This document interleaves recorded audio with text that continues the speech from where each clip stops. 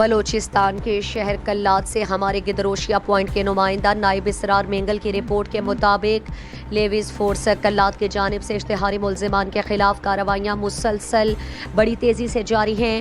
اب تک 1800 اشتہاری ملزمان میں سے 1200 کے قریب اشتہاری ملزمان کو گرفتار کرنے پر کلات لیویز فورس کے اقدامات قابل ستائش ہیں۔ قتل اور اقدام قتل میں ملوث اشتہاری ملزم گرفتار کیے۔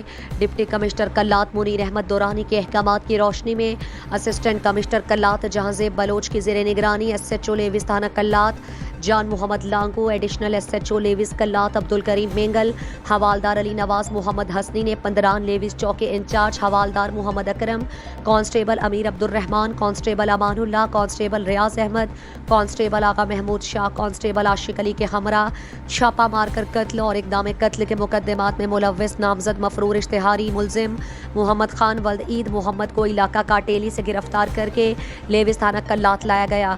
ملزم سے مزید تفتیش لیویز فورس کلات کر رہی ہے۔ ڈپٹی کمشنر کلات منیر احمد دورانی نے کہا کہ جرائم پیشہ عناصر اور اشتہاری ملزمان کے خلاف کارروائیاں جاری رہیں گی۔ معاشرے کو جرائم پیشہ افراد سے پاک کرنے کے لیے لیویز فورس کی کارکردگی نمایاں ہے۔ لیویز فورس کلات کے افسران اور جوان اپنی جان پر کھیل کر ملزمان کے خلاف کارروائیاں کر رہے ہیں۔ ہمیں اپنے جوانوں پر فخر ہے۔ مزید دلچسپ معلومات اور خبروں سے آگاہ ہونے کے لیے Gedrosia point Facebook page, Instagram, Twitter کو فالو اور یوٹیوب چینل کو سبسکرائب کریں۔ بیل آئیکن بٹن دبانا نہ بھولیں تاکہ مکران سمیت بلوچستان کی خبروں سے جڑے رہیں۔